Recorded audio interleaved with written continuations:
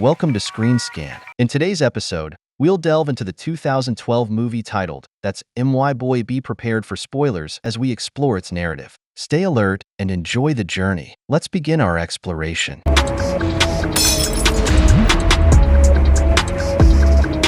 In 1984, 13-year-old Donnie Berger begins a sexual relationship with his teacher, Mary McGarrigle, Eva Amory Martino. When the two are discovered engaging in sexual activity on a piano during an assembly, she is sentenced to a lengthy prison term, and it is revealed she is pregnant. Donnie's abusive dad was allowed to take care of Donnie's baby, who Donnie named Han Solo Berger, until Donnie was 18 years old. For a short time, Donnie became very popular and was on TV shows and in magazines. Our story begins with three boys strolling through the school corridors. Among them is our soon-to-be hero, Donnie Berger, who excitedly reveals that he has secured tickets to a Van Halen concert. When asked if he bought a ticket for one of the girls, he dismisses the idea, stating his interest has shifted from girls to guys. However, he quickly clarifies that he meant he's now interested in women. Suddenly, one of his friends feels the urge to show off his lunchbox. Meanwhile, Donnie decides to invite his teacher to the concert, suggesting they could become good friends and even play games like rock, paper, scissors together. This earns him a month's detention. In detention, Donnie finds himself alone with his attractive teacher. To his surprise, she starts flirting with him, asking if he likes her. Caught off guard, he stammers, unsure of what to say. She confesses that she's been observing him for a while, especially during his game-winning touchdown when he was sweating profusely. Donnie is left wondering if this is really happening. His friend, who somehow has a front-row seat to this spectacle, seems to enjoy the show.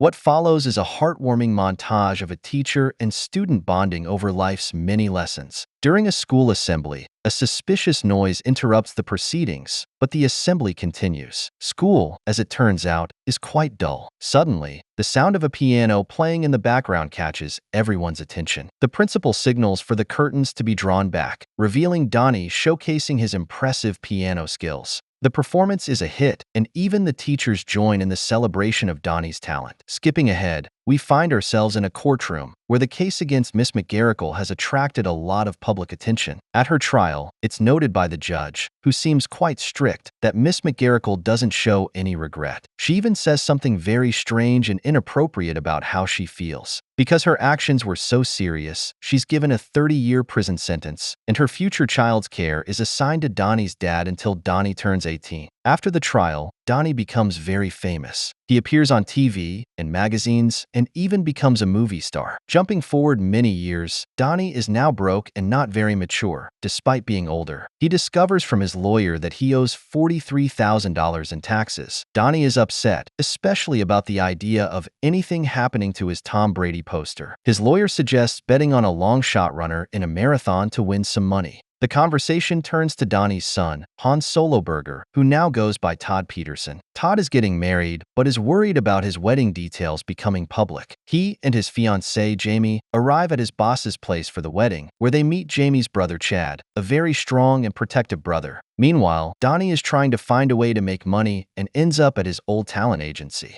He tries to see the boss, Mr. Morgan, but is told he's on vacation. Donnie runs into an old friend, Vanilla Ice, who is upset with him for personal reasons. In a surprising turn, Donnie finds out Mr. Morgan wasn't on vacation after all. They start talking about potential work, even though Donnie's fame has faded. Mr. Morgan becomes interested when Donnie mentions his son, who's turned his life around and is now a successful hedge fund manager. Mr. Morgan sees an opportunity for high ratings and offers Donnie a large sum of money if he can bring his son to a family reunion at the women's prison. Back at the house, everyone is chatting except for Steve's mom, who's hopefully just sleeping. Donnie has found his son and decides to make a dramatic entrance, leaving Jamie a peculiar gift and announcing Todd's father has arrived. Despite the awkwardness, Todd tries to introduce Donnie as an old family friend. After an awkward pause, Donnie spins a wild tale about saving Todd from an oncoming train, which makes the family love him even more, and Todd has no choice but to let him stay. Later, Donnie tries to convince Todd to visit their sick mother, leading to an argument about Donnie's poor parenting and how it led to Todd getting diabetes from a diet of donuts. Their argument pauses for a party where Donnie draws attention with a line apparently written by Adam Sandler, making everyone wonder who he is. Jamie gets Donnie to join in, and even Todd tries to participate, though less successfully. The evening ends with Todd's best man,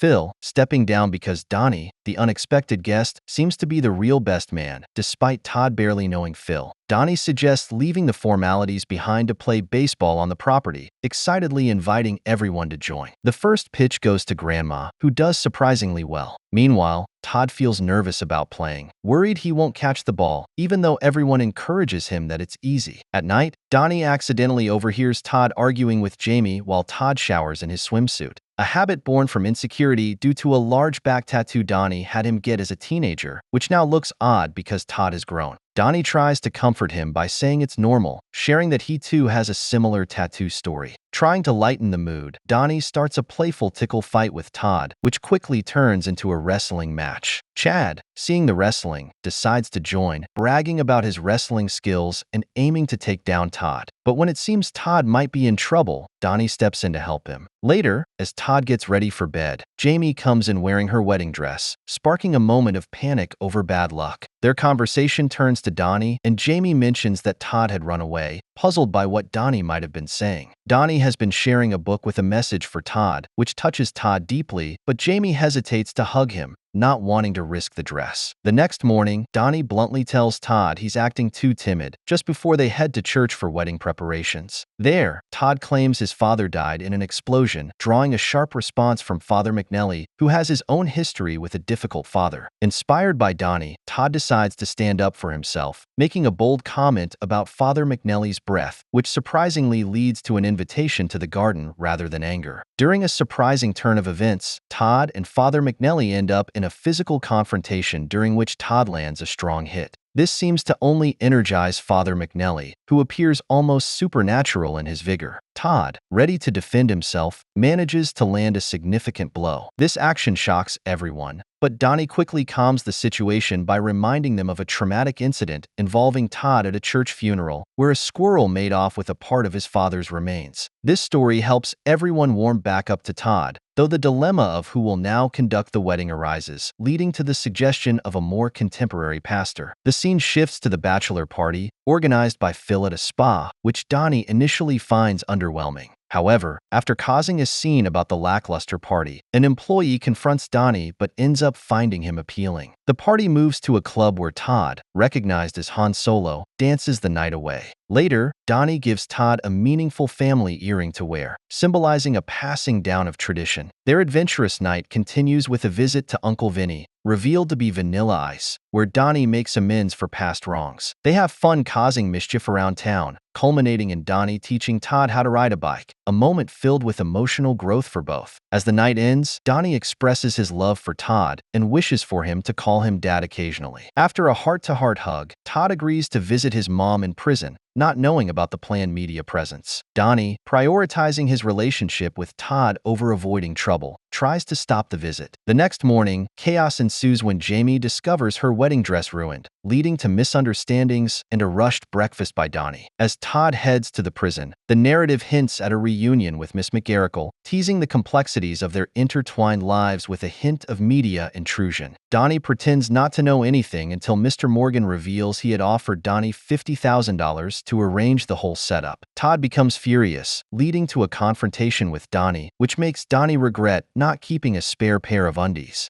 In his anger, Todd accidentally calls Donnie Dad, marking a significant, though strained, moment between them. Deciding to leave Todd's life again, Donnie is about to depart when he accidentally hears Todd's fiancée, Jamie, talking on the phone with someone named Steve, leading Donnie to suspect infidelity. The next day, he interrupts a pre-wedding party to warn Todd about Jamie, mistakenly thinking she's involved with Todd's boss, Steve. However, it turns out Jamie was speaking to a different Steve, a wedding reporter planning a surprise story. As Todd gets ready to leave with his wife-to-be, Chad arrives, adding tension. Meanwhile, Donnie, feeling down but determined to mend his relationship with Todd, decides to win over Jamie with ice cream. Sneaking into her hotel and hearing questionable noises from her room, Donnie fears the worst and confronts the situation, only to find out from Chad that it's their secret tickle time. When Donnie tries to tell Todd about his concerns, Jamie offers him money to keep quiet, especially since Todd hasn't signed the release for the prison TV show, leaving Donnie financially desperate. After taking the money, Donnie talks to his lawyer, feeling conflicted about his silence.